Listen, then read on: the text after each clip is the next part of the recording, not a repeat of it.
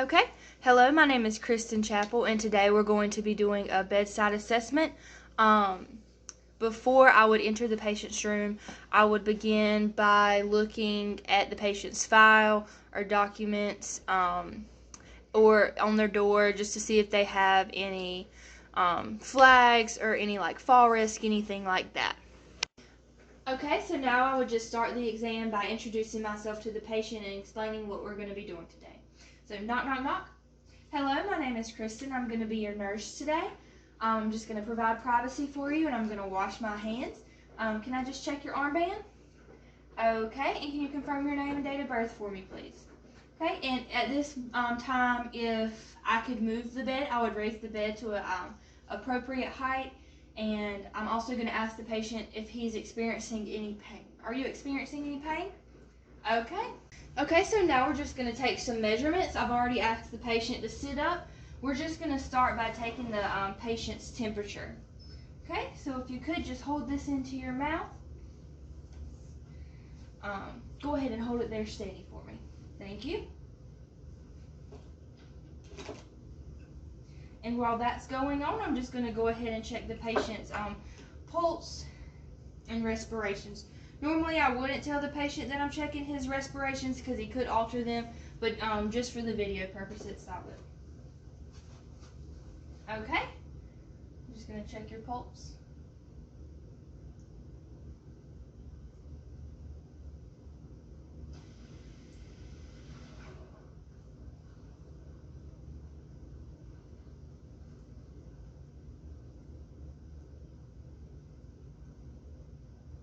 Okay, now I'm just going to check your respirations.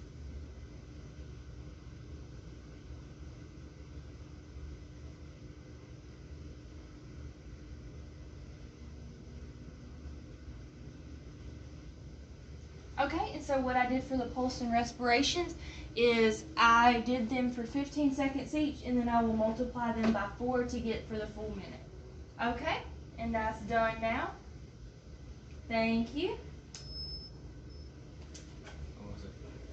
It was 98.6. Really? Okay, now I'm just going to check the patient's blood pressure, so if I could just get you to sit back and relax for me.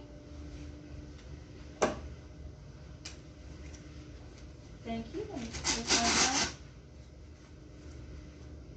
Turn your arm over for me, please. Okay, I'm just going to get you to relax your arm, and I'm just going to check for the brachial pulse. Okay.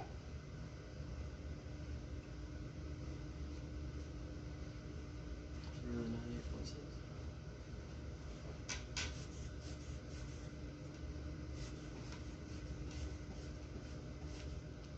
Okay.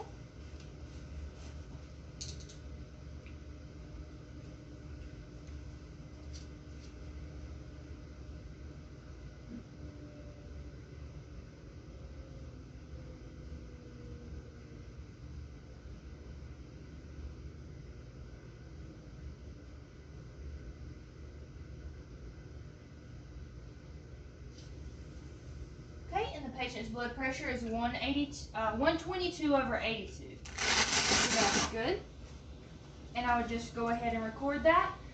Next, if I was able to, I would check the patient's pulse ox. But I'm not able to today. Then I would go ahead and check the patient's weight, which we did beforehand, so I'm not going to do that now. And then I'm also going to just double check with the patient and make sure he's not experiencing any pain. So are you experiencing any pain today? No pain. Okay, thank you. Okay, so now we're just going to test the patient's neurological system. I've already started that somewhat. I've been examining the patient. The patient responds to his name. His eyes are open. He's alert and oriented. Now I'm just going to test some motor responses, which can just include some strength and then just some coordination and movements. Okay, so I'm just going to get you to turn your head that way towards my hand. Okay, do the same thing. I'm just going to get you to shrug your shoulders. Okay, just hold your arms out for me. Straight. Okay, push up. Okay, great. Push. Turn them over. Push down. Okay, great. And push your leg inward. Okay, leg inward. push up. Okay, that's good. Now I'm just going, I would look at the patient's verbal response, which he's already been communicating with me. He's already been responding to everything I tell him to do, which is good, so he understands what I'm telling him. Now I'm just going to check the patient's pupil size and reaction to the light. So I'm just going to test, look at the pupil dilation and constriction, okay? Great. Great. Okay. Next, I've already tested the muscle strength for the upper and lower parts of the body. Next, I'm just going to take a little cotton ball.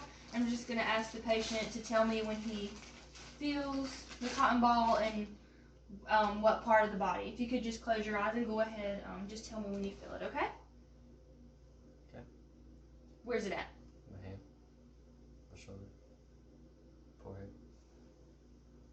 forearm, calf. Okay, great. And as we've seen, the patient can already communicate with us. And are you having one last question for the neurological assessment? Are you having any problems swallowing? Okay, can you just go ahead and swallow for me just to make sure? Okay, great. So one thing we're just going to do is test your motor responses again. If you could just turn your hands like that for me. Okay, good. And then put the thumb to each finger. Okay, good. Okay, so now we're just going to test and examine the respiratory system. The patient doesn't have any oxygen mask or anything like that, so we're good. And we don't have the ability to test the FiO2 levels. I've been looking at the patient's breathing patterns, and they don't look like they're labored or anything. He's not using accessory muscles. So now we're just going to auscultate the breath sound. If you could, just breathe deeply when I ask you to, okay? Deep breath. Deep breath. Just let me know if we need to take a break. Deep breath. Deep breath. Deep breath. Deep breath. Deep breath. Deep breath. Okay, so now I'm just going to get you to turn around so I can do it on the posterior side. Okay, deep breath. Deep breath. Deep breath. Deep breath. Deep breath. Deep breath. Deep breath. Deep breath. Deep breath. And deep breath. Okay, great. And if you could, the last part of this assessment, could you just call for me really fast? Okay, anything coming up, or are you good? Okay, great. Okay, so now we're just going to check the patient's cardiovascular system. Just going to go ahead and ask you to take your shirt off one more time so I can listen to your heart. So I'm just going to check the heart at the apex. I am on the patient's left side.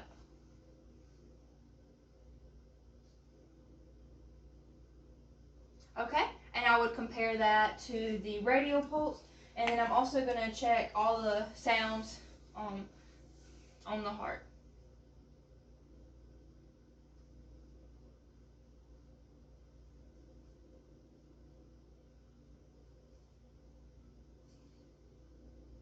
Okay, and I'm also going to check for capillary refill, so if you could, can I just see your fingers? Okay, and could you go ahead and take your socks off for me? I'm just going to look for any edema, which he does not have, and then I'm going to check the pulse in his feet.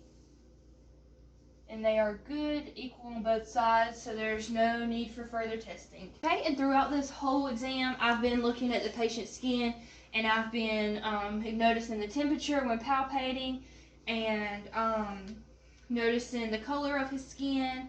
I'm also just going to do one more test. I'm just going to take your forearm, pinch it up. That just tests for any dehydration or anything like that. The patient doesn't seem to be at risk for any skin breakdown. So now I'm just going to check the patient's abdomen, so I'm just going to have him to lay down. Okay, so I'm just going to look at the patient's shape of the abdomen, and I'm also just going to listen to the vowel sounds starting in the right lower quadrant and moving clockwise.